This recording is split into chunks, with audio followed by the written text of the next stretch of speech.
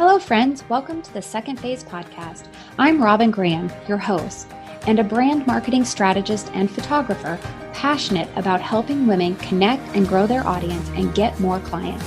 I am so excited you are here with me today to chat all about branding, personal development, and life overall in the second phase.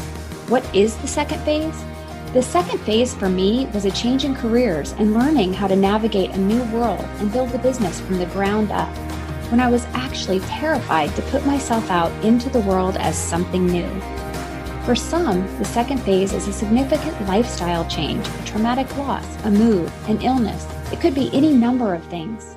No matter the definition of your second phase, we are here together to learn about creating a brand that stands out and makes an impact, and grow as our authentic selves and follow our callings, our passions, our visions, and our values. Now grab your cup of coffee or the dog's leash and let's dive into a new episode. Are you struggling with brand clarity, confidence, and creating content that connects? Want to brand yourself or your business but don't know where to begin? Or are you frustrated because you're doing all the things you see everyone else doing but you aren't getting more clients? You're telling everyone what you do but no one hears you? It's like you're speaking a foreign language because your message isn't resonating. I hear you. The overwhelm is real. I feel your pain and frustration. I've been there.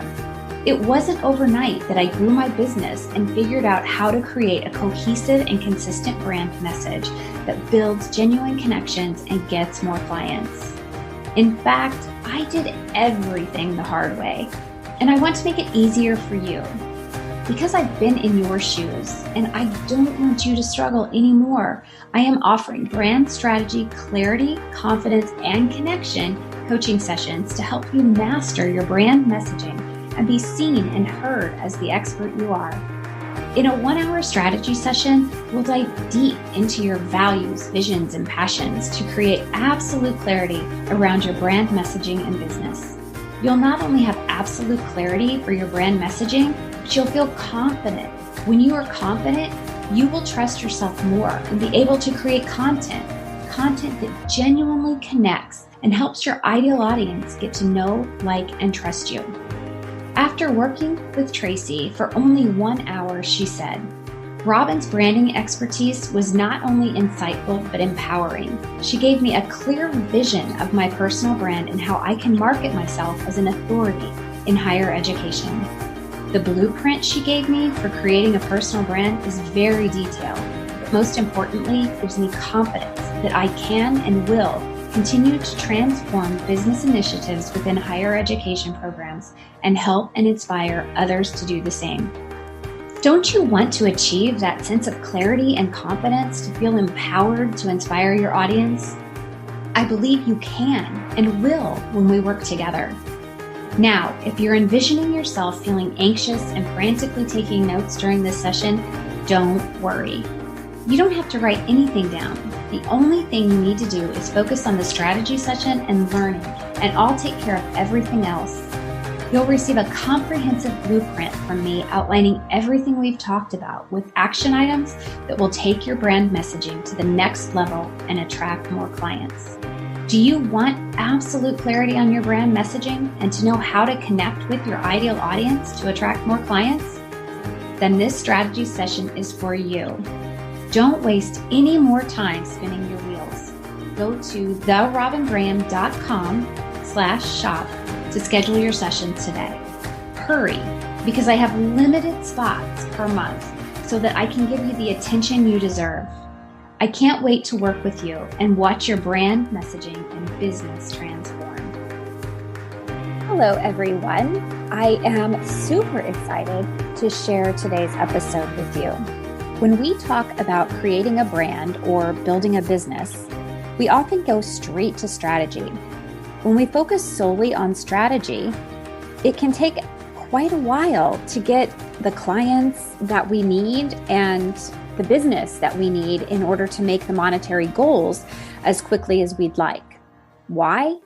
Because if we don't have the right mindset, or are wondering if we made the right decision, or are worrying about all of the what ifs that could come into play because of the fear in the back of our mind, we aren't going to be successful. In today's episode, Kim Trathen is joining me to share her journey with mindset and how we can implement a journaling practice in combination with strategies to grow our businesses and have the success that we are dreaming of. This episode has got so much value in it. I know you're going to love it, but most importantly, I know that you're going to be able to adopt this practice and really change your mindset around your business and start seeing the success that you want and those goals that you're seeing other entrepreneurs hit on a monthly basis. You know, those, you see them on social media, the 5K days or the 10K months or the, 6K months, whatever, that you're seeing people say, here's how you do it. So grab your cup of coffee, grab a glass of wine, whatever time of day it is that you're listening, and grab a pen and paper because you're going to want to write this down. Kim Trathen, welcome to the Second Phase podcast. Thank you. I'm so excited to be here. I'm excited to have you. So we met, it's kind of a funny story how small the world is and how building relationships is so important in growing our own community and network of people who inspire us. And we did a joint, what would you call it? I guess a webinar. Panel discussion. Yeah. A teaching moment, really, through the Facebook group Monthly Meet. And it was very inspiring. We had an incredible conversation between four total women. 3 of us were invited as guests. And that's how we met, just in case the listeners are wondering. And we have so many things in common. And I think, as we were going through that conversation, we were sharing how to become more resilient and overcome fear in our life and business. And your story really resonated. And we both kind of have a connection where we have that left brain and the right brain, and it's all coming together in our entrepreneurial journeys. And so I wanted to have you on the show because so many things that you said that day related to mindset really struck a chord with me. And it's something that I really believe a lot of us struggle with. And especially when we're facing unknowns, when we're starting the second phase, leaving that security of corporate and starting something of our own, there's a lot of fear, there's a lot of uncertainty, and sometimes those negative thoughts can really consume our everyday thoughts and mindset. So that's why you're here. And I'm super excited to have you. And as we were talking before the show, we could probably talk for hours and hours, but so many similarities. But let's dive in. I would love for you to tell the listeners a little bit about you, your backstory and part of your journey as far as how you realized the significance of mindset in your own life and business. Yes. Oh, thank you, Robin. Yeah, that panel discussion that we did was super fun. So I'm really excited to chat with you today and hopefully provide a little value and transformation for your podcast listeners. So part of my background to share with the listeners is that I was a really exciting stats major in college. Everybody wanted to hang out with me, right? I was talking numbers and loving it. I was a stats major and an econ minor. And I chose that because I thought, well, it'll make me employable. That was how I chose this profession that I was going to be doing for, 30, 40 years. Fast forward a decade and I was super unhappy. And I had this big epiphany one night laying in bed. I had one of these big aha moments where I truly felt like God sent me a message that night. I was laying in bed trying to figure out what was my future going to hold, because I wasn't really happy with the career that I had chosen. And I sat there and it literally hit me like a ton of bricks. I want to start my own business. I can still picture it laying right there with the blankets up. And I was almost shaken to the core with this realization or this epiphany. I want to start my own business. Okay, so what am I going to do from there? Right? How does this happen? But I had this major realization and I knew I had to act on it. It wasn't something where I was going to hem and haw. And that was in about it was September, end of August, early September of 2017. That's when this epiphany hit me. And I knew I was meant for something more. I knew I was meant to make a bigger impact. And because of some things that had happened, I was very, very passionate about serving women. I had a friend who was murdered about a decade ago. We're coming up on the 10-year anniversary of her death. She was murdered in an act of domestic violence. And going through that experience back in 2010 really set things in motion. It made me realize how passionate I was about supporting women. So I became very, very connected with our local domestic violence shelter.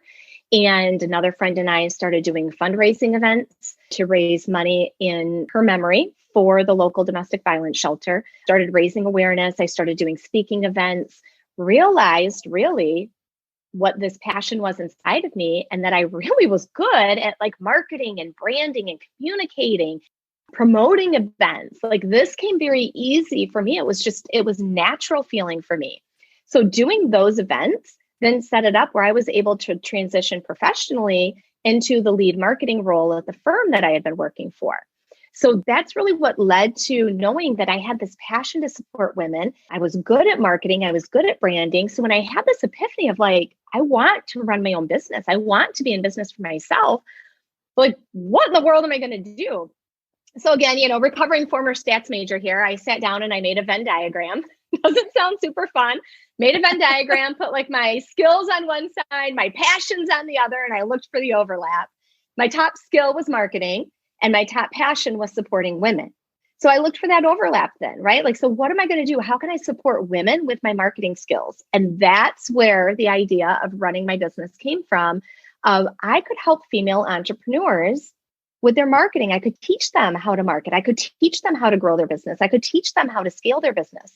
And that is a really fulfilling way for me to be able to support women. So this was back in 2017. Okay. So I spent those last 3 months of 2017 really working on building my business and getting ready to launch. Fast forwarded to March of 2018. And at that time, for all the listeners listening, you do not have to do these things, okay? If you are running a business, if you are serving clients, right? If you're a coach, you're a consultant, you're a mentor of some kind, you don't need a website and an email list to start making money. But back then, I didn't quite realize that, okay? So I thought I needed those things in place. That's the story I was telling myself in my head, that I needed these things in place. I think what I really needed was to feel confident enough to put an offer out there. And having something like a website and an email list made me feel more confident. Like, look at these things that I have instead of just my abilities that I can offer. I think it makes us feel legitimate. I think it makes us feel like we're hireable if we actually have these things, because there's a place where people can find us and see that we're real. I completely agree. So March of 2018 is when I was really ready to put my offer out there. And again, I love the marketing. I love the branding. I love all of that. But former stats person here, I was super strategic with it. Okay, mindset. I was very new to personal development at that time. Okay, mindset. I still didn't fully believe in the power that your mindset carries with hitting your goals. Or people talk about manifesting and attracting things. And I was like, oh, okay, come on now, slow your roll. Okay. I didn't have buy-in yet. I didn't think I had seen it working in my own life to really believe in the power that was behind it. So what happened during 2018, that was a really pivotal year for me. And you'll hear people talk about, right? Like you have to almost like crawl through the depths of hell before you can really appreciate the good, right? The glory, and be grateful for it. And I launched my business, and I know so many other entrepreneurs that have had this too, that feels like you hustle really hard and you have some win in your business and you're excited and you're on this high, and then bam, something knocks you down.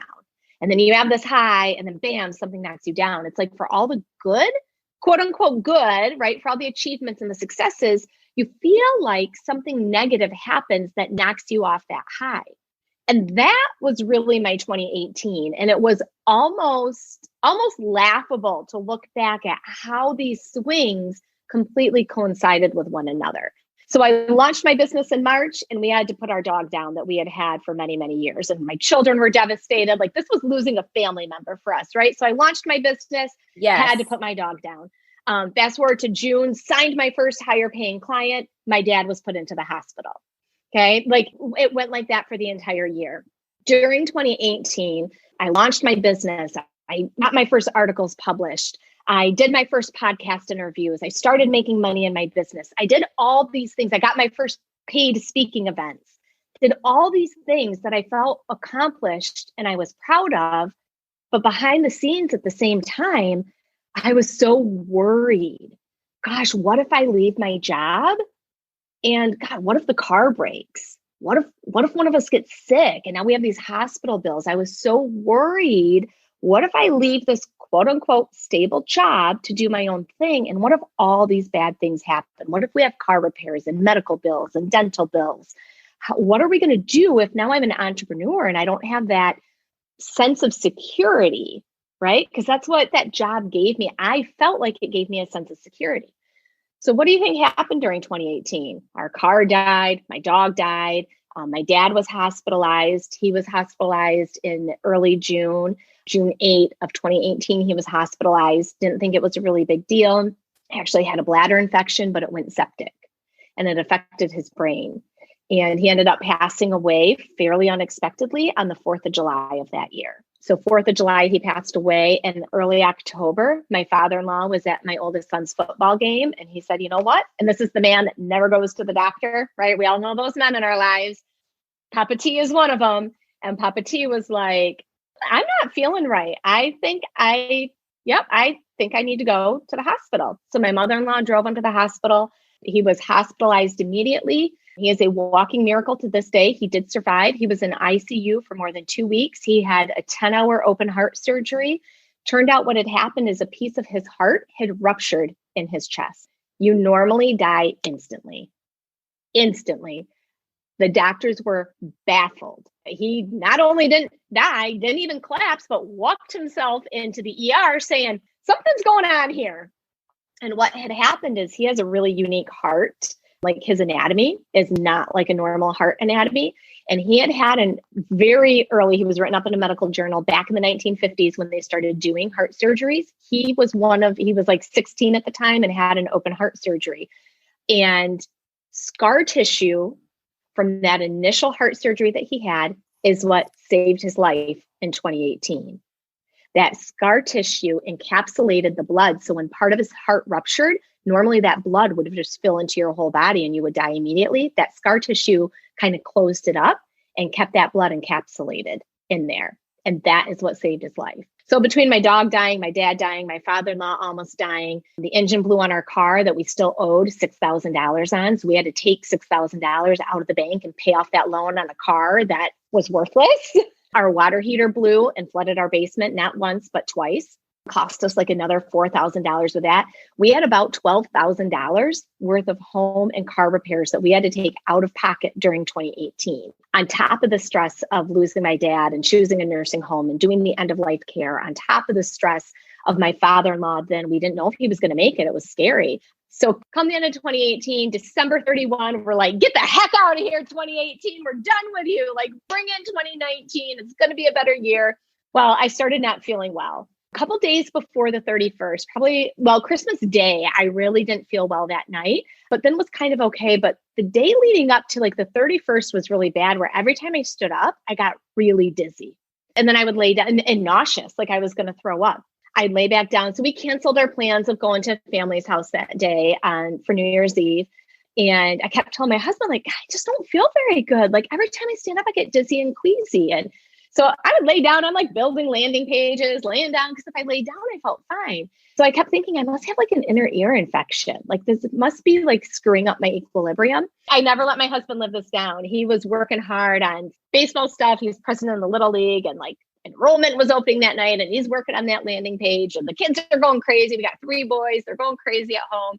Got 2 huskies that we'd only had for a couple months at that point. They were going crazy. And he was finally like, do you think you could just walk the dogs? Like if you could just walk the dogs, that'd be really helpful. And I'm like, okay. So I get the dogs. I try to do just the short little loop around our neighborhood. Twice I had to sit down and I thought I was going to throw up in somebody's front yard.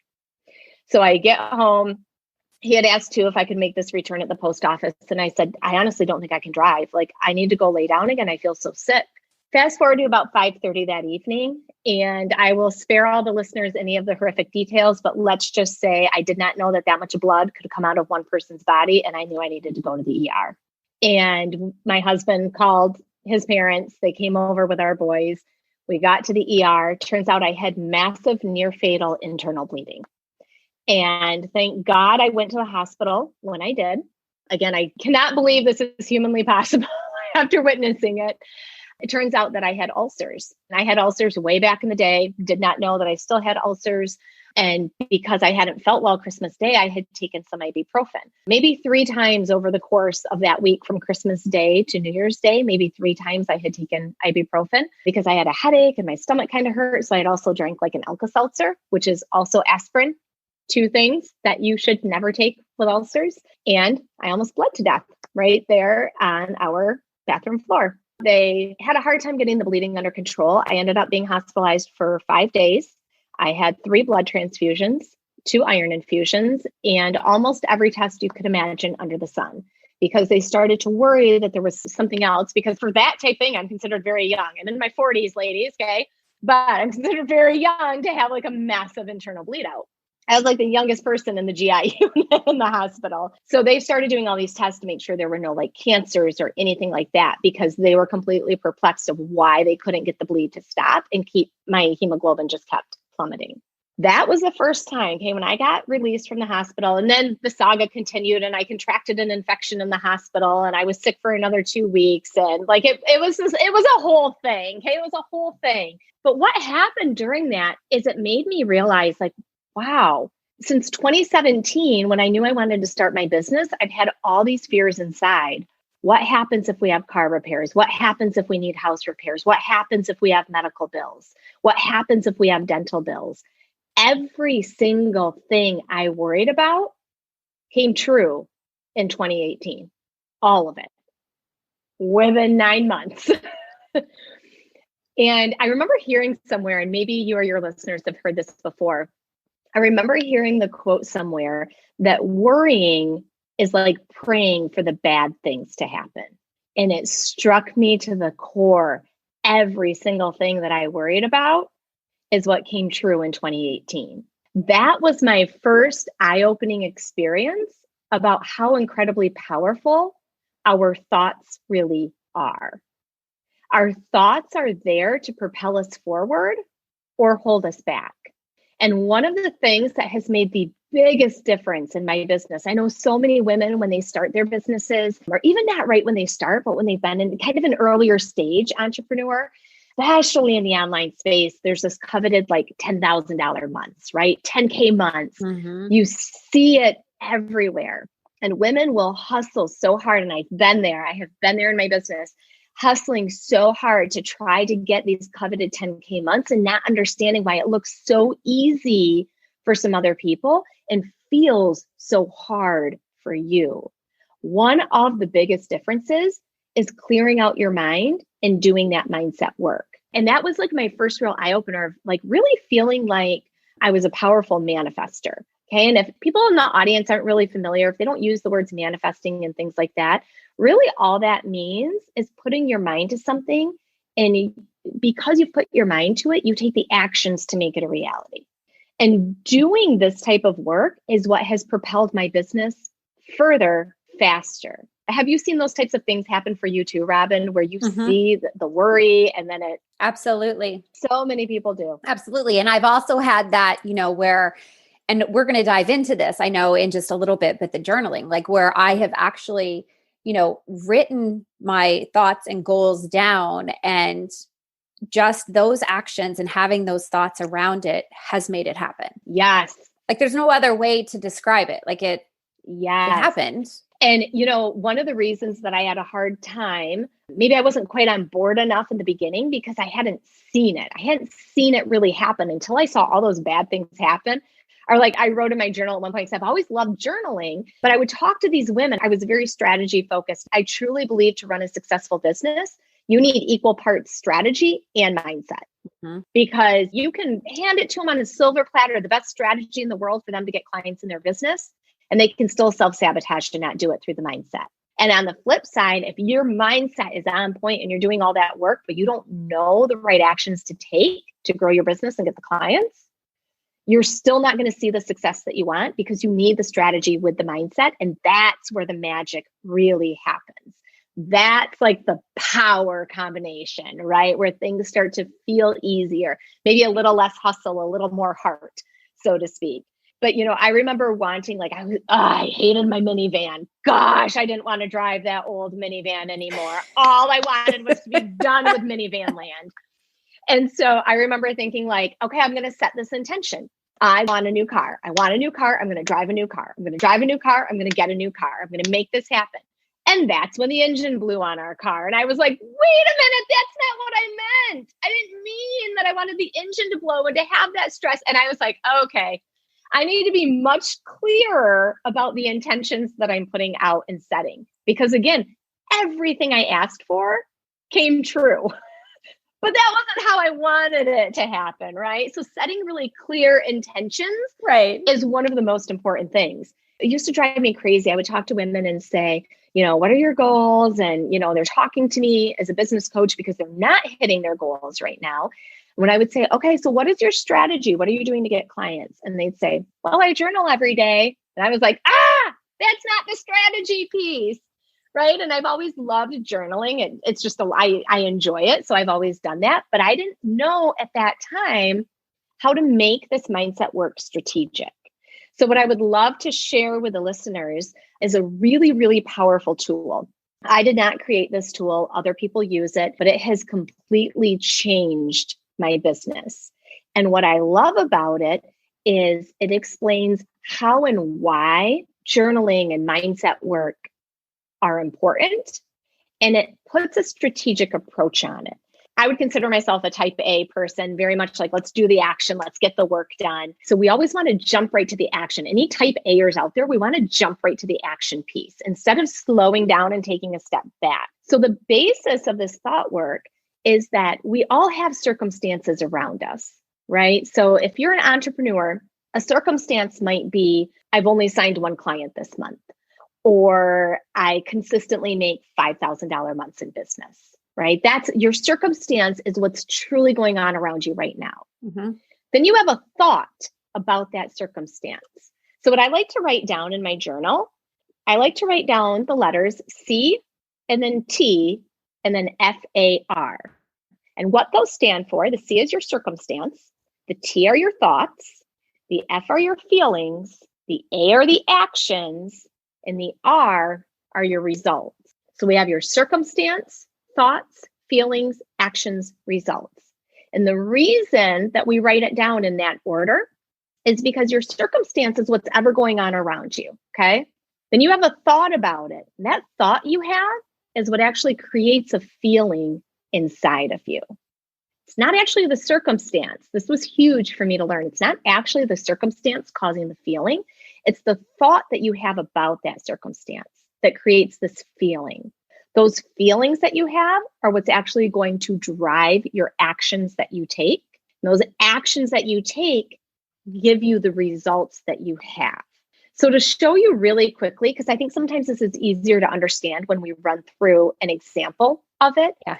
And to make one other point too, the mistake a lot of people make is the thought they're having, they actually think that's their circumstance. And it's not. So you have to be able to distinguish between a circumstance and a thought.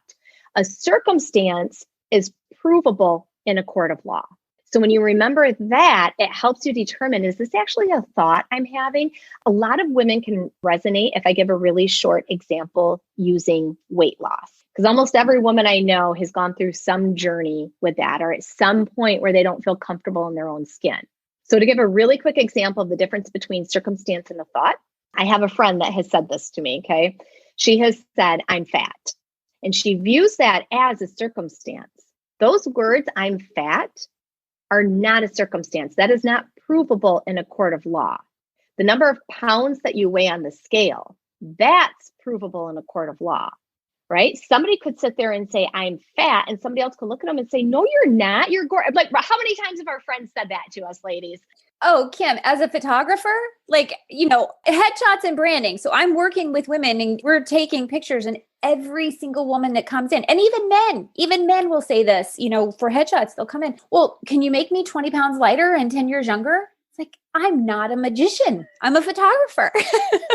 Yes. And you're beautiful the way you are. But they believe it's a fact. They believe that as though it's provable in a court of law, and it's not. Yeah. So remember, to be a circumstance, it has to be provable in a court of law. So with the weight loss example, the circumstance would be I weigh X number of pounds.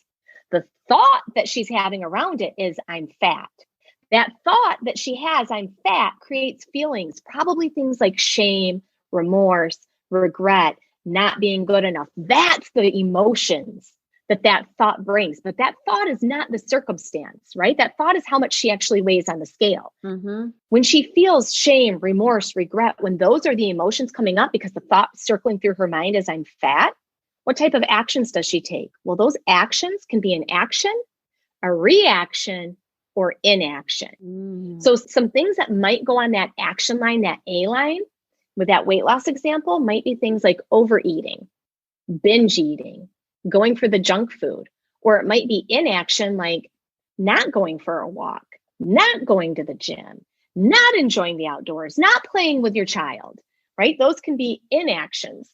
And at the end of the day, if the thought going through her mind is I'm fat, if she's feeling discouraged and disappointed in herself and shame and regret, and she's overeating and not giving her body the physical movement, what's the result she's going to get? She's still going to weigh X number of pounds on the scale.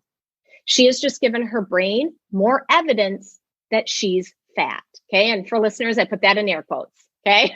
That was it. That was in air quotes. Yeah. What she did is she took the actions to reinforce the thought that she already believed that she was fat. This model applies to every area of our life and our business. So one example that I have heard from several clients is people are going to think I'm an imposter, right? It's those limiting beliefs, that imposter syndrome. Oh my gosh. Yes. Yes. I did an entire episode on imposter syndrome. Love it. It's so real. Yeah. So real. So real. Well, if you have an entire episode on that one, let's pick a different example for this one because listeners can catch that podcast that you did all about imposter syndrome. Money is a huge one, right? Whether we're investing in ourselves or we're trying to get our clients to invest in us. So I know with earlier stage entrepreneurs, a lot of times what I hear from when I chat with somebody and talk about working together, their immediate response is, I can't afford it. Okay. And they think that's their circumstance. They think it's a fact that they can't afford to invest in themselves and invest in their business. In reality, that's not a circumstance, right? That's not provable in a court of law. You can talk to somebody that has $10,000 in the bank and they may still tell you they can't afford it because they're afraid to spend that money. So saying I can't afford it is actually not a fact. It's a thought that you're having. The circumstance may be your actual bank account balance. It might be how much money you have in reserves. It might be how much available credit you have on your credit card, right? There's all different ways that entrepreneurs use to access funds to invest in their business. So for this example, let's say you have $1,000 in the bank. We'll just write down that. Okay, so the circumstance would actually be, I have $1,000 in the bank. The thought that she's having is, I can't afford this. Okay, I hear this all the time from women. They think they can't afford to invest in coaching or whatever system or process or tool or photographer, right? They think they can't afford to invest in these things. Mm-hmm. So they say, I can't afford this. The feelings that I've heard from women when I say, well, how does that make you feel? If you want this coaching, you want to grow your business, you want to get to the next level. And the thought going through your mind is, I can't afford this. How does that make you feel? The most common answer that I hear from women is stuck. They feel stuck. They feel like they have no control. That's another one I hear a lot. I have no control over it. That's just my reality, right? They don't feel like they have any power in the situation to choose otherwise. Well, if she's sitting there thinking, I can't afford this, and it leaves her feeling stuck and no control, the action she takes on that action line is actually going to look like inaction. She doesn't invest, right? Because the thought going through is, I can't afford this. I can't do this. She doesn't invest. What result does she get if she doesn't invest? Well, she's still only going to have the $1,000 in the bank. She was not able to make the investment in the coach, the system, the tool, the process, what it is that she needs to propel her business forward. She wasn't able to make that investment. And her business, the result she's going to get is that her business is going to be exactly the same because she didn't get the help that she needed. And that's where it leads to a lot of frustration for women, especially in those startup phases. So what you do with this model, then, that would be called an unintentional thought. Okay, I can't afford this. She doesn't mean to think that. She's not trying to self-sabotage. And we've all been there. I've been there myself. It's unintentional because it's where our brain leaps to. The reason our brains do that, our brains are designed to keep us safe, right? For millions of years, right? Forever. Our brains are designed to keep us safe forever. Yep, forever. Safety for us looks like staying inside of our comfort zones. Okay, it's scary to invest. It's scary to quote unquote, put your money where your mouth is, right? I have women that have said, oh, I want to do it, but I don't think my husband will agree if I spend that money, right? So really what she's saying is I'm afraid to tell my husband that this is the investment I want to make to grow my business. And that's a whole nother thing we could model out, but these are unintentional thoughts. And these unintentional thoughts, they're very self-serving with keeping us inside of our comfort zone. They don't do anything to propel us forward and hit the growth that we really want to see. So what do we do about that? If this is an unintentional thought, right? And you can see how that thought, I can't afford this, leads to the feeling, which creates the action or inaction that gives us our current result. So what we want to do then, and this is what I love about it, this is the strategy piece. Okay, when I learned this, my brain almost exploded from excitement. What we want to do, we want to create a new intentional thought to replace that negative thought circling around in our mind. Our circumstance is the same. Okay, so in this example, we said she has $1,000 in the bank and she's thinking, I can't afford to invest. Okay, the circumstance would be exactly the same. Just because we're creating a new thought, we didn't change that circumstance, right? Her bank account balance hasn't changed. There's still $1,000 in the bank account. One of the misconceptions that you see, or at least I've seen it a lot in the online space, this is something that part of the reason I had a hard time getting on board with mindset work sooner. You see people say, okay, if you have a negative thought, take it, flip it to a positive, and that's your new thought.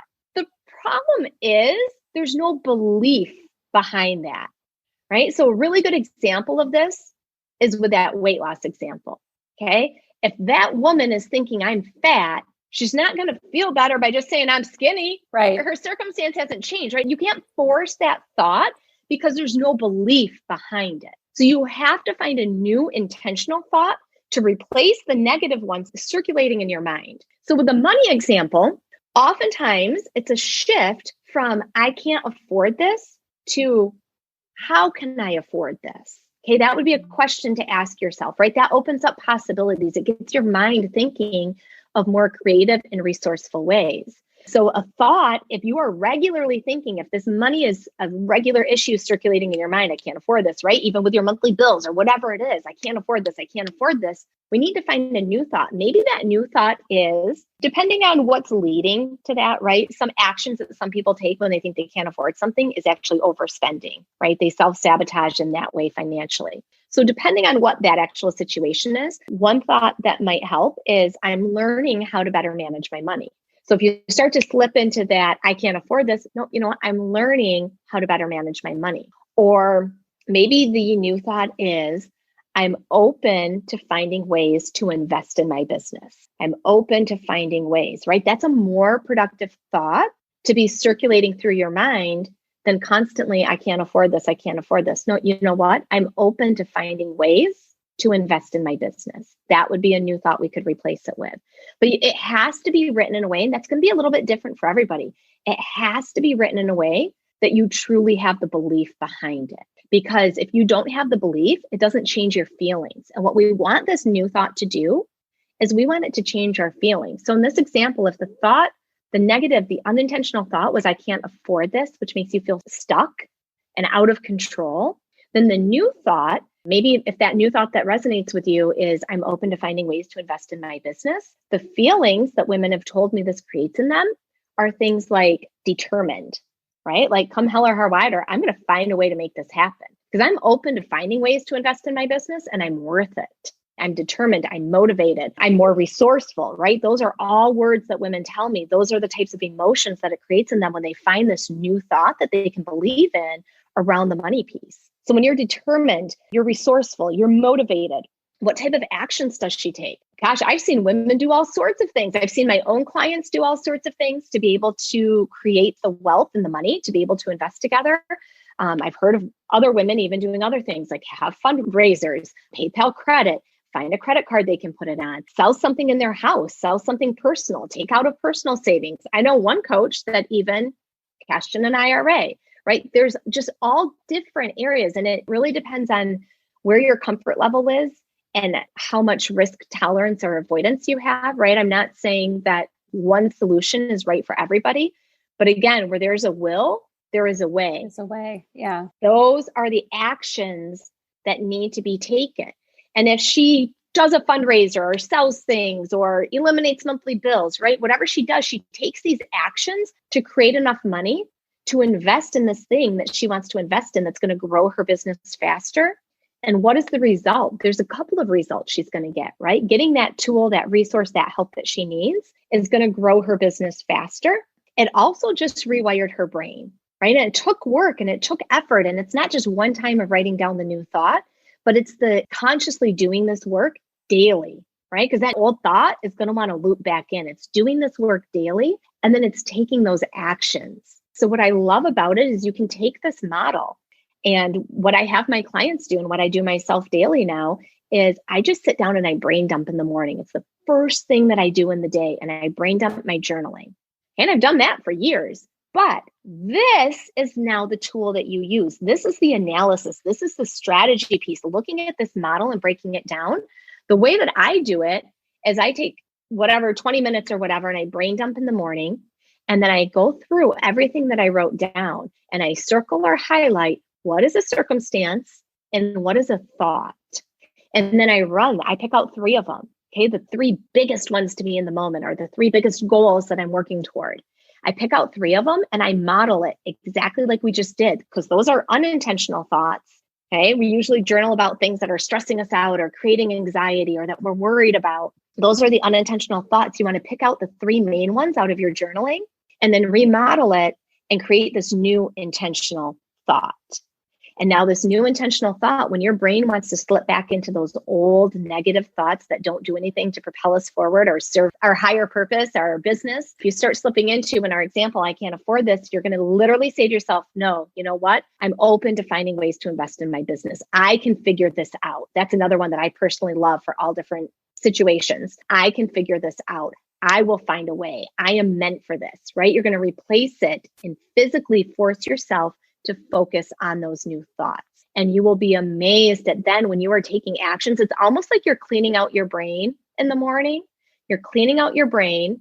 You're getting the garbage out. You're cleaning it up. And now you have your really strategic actions that you're going to take to make that new intentional thought that you have the belief behind happen in your business. And it brings you so much further, faster when you are working on hitting your goals. Oh my gosh, this has been amazing. Like, this is going to transition my journaling practice too. Like, it's amazing. It's really, really cool. Yeah, I just cannot stress enough that it has to be a daily practice. Okay, I was just telling one of my clients the other week, I said it has to be daily. If you think about this as exercise for your brain compared to exercise for your body, right? You could never exercise and then sit down and eat a gallon of ice cream and be like, I guess I'll go for a walk, right? It kind of like that walk's not going to do you a whole lot of good after you just ate a gallon of ice cream. So often, and I used to be so guilty of this, like, oh my gosh, I'm at my breaking point. I'm super stressed. Now I'm going to sit down and journal to make myself feel better, right? It doesn't do as much good when you're journaling out of a reaction to things going on in your life. It doesn't do as much good when you wait until overwhelm and frustration and anxiety and depression are all raging at their highest peaks for you.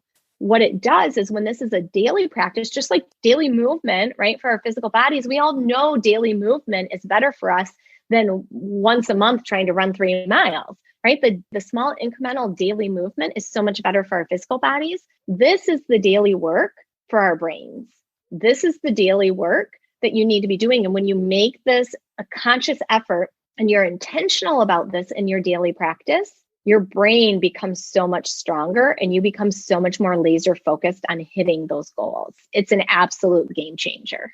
I love that. And don't you think that a lot of times the goals come up and they almost seem like dreams because we have no idea how to make them become a reality? Yes.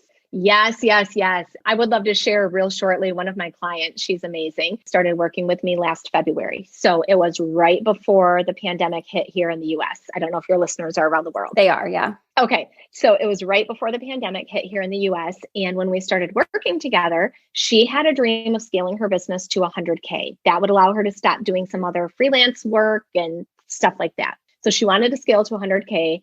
And her highest price package was $5,000 and she had sold none of them. She had a dream. Okay. Her goal was to scale to 100K at some point. Okay. Like maybe next year, maybe 2021, because she thought it would take that long.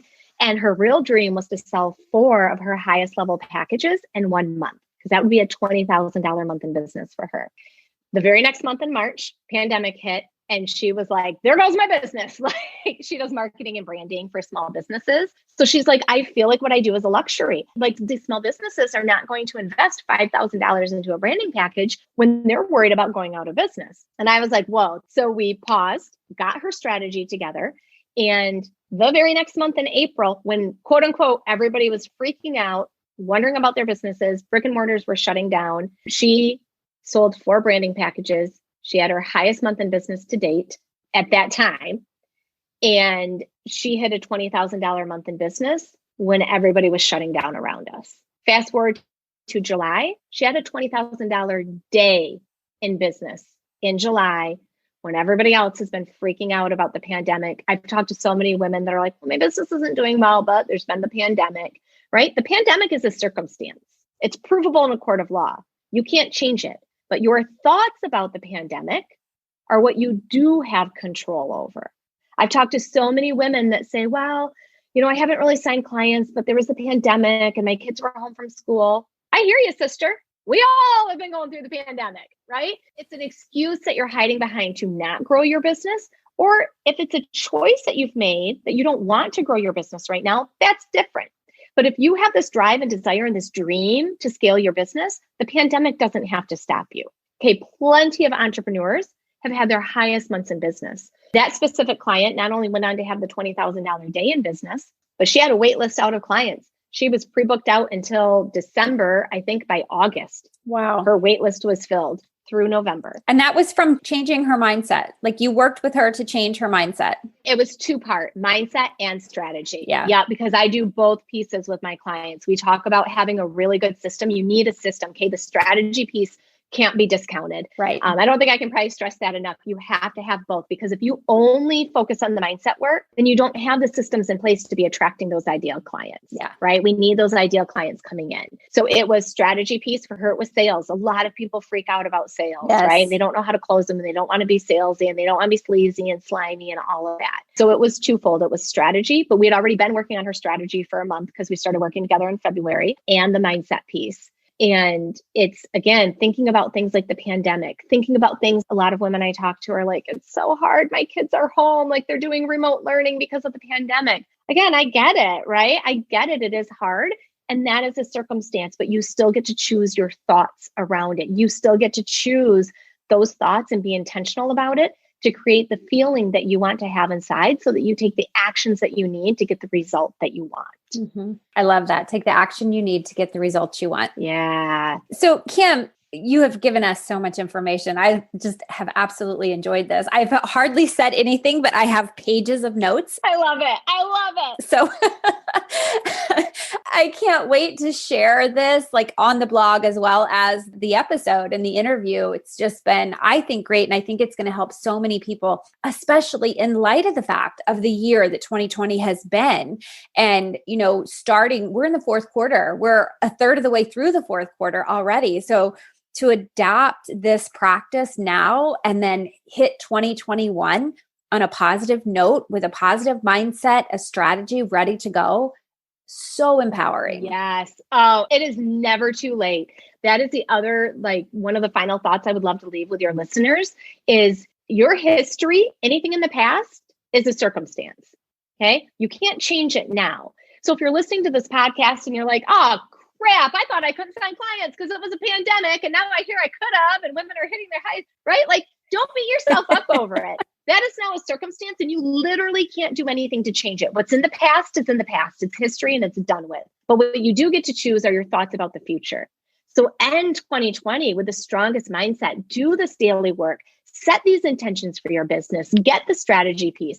And by all means, if there's something that you're lacking inside of your business, whether it's strategy, mindset, a system, a tool, professional photographs, right? A branding expert, whatever it is that you need, you are worth the investment to grow your business. And when you make those decisions from a place of feeling like the CEO of a business and not some person who isn't worth it, that doesn't know what she's doing, right? And is groveling or bartering with your husband to like get these funds to invest, right? Come from that place. If you are already making those 10K months, what would you be investing in? Because those are really powerful questions to ask yourself. Yes, let's finish 2020 super strong. For anybody that needs it, they are a female entrepreneur. They can go out to my website and I have a free guide out there that they can download that gives you some really cut and dry plan. Like, here are your 3 steps to get your next 3 clients online. Because that's where my expertise really is getting clients in the online space. So they can definitely head out to my website. It's just my name, kimtrathan.com. And they can download that free guide. Awesome. And I'll put the link to that in the show notes so that people can easily access it as well. Perfect. They can just go to the show notes, click the link and download that. I actually downloaded it because, yay! Obviously before I do interviews, I like stalk people and try to get all of the information I can possibly get. I downloaded it and started looking at it last night and I was like, wow, this is really strategic. Like, yes. Very strategic. Yeah. Yes, it is. It is. I'm so glad that you were able to download it. Awesome. Yeah, I did. Okay, Kim. Now, where can the listeners find you? So obviously your website, and then where else do you hang out? Where can they connect with you and learn more about you? And I hang out a lot on Facebook. I have a group if anybody wants to join it. It is the Ambitious Female Entrepreneur Society. All female entrepreneurs are welcome there. I spend a lot of time inside of the Facebook group. That's where I am mostly on Facebook, is inside of my Facebook group. Okay. They can also find me on Instagram. I do hang out there too. And I'm loving TikTok. So on Facebook, Instagram, and TikTok, my handle on all 3 is Kim the Business Coach. So they can easily find me on any of those social platforms just using @Kim the Business Coach.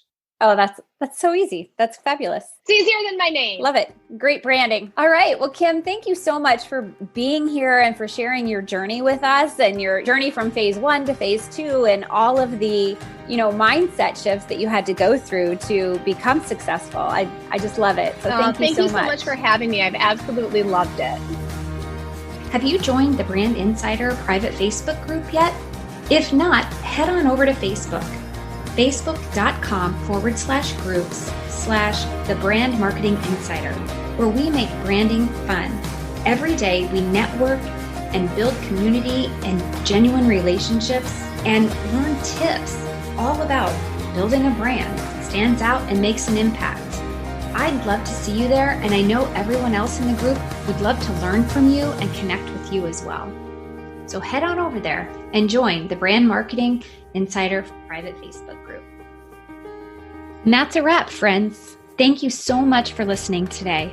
I am grateful to have you here with me. If you enjoyed this episode and found the information helpful, will you please take a moment to subscribe and leave a rating and review? That would mean the world to me.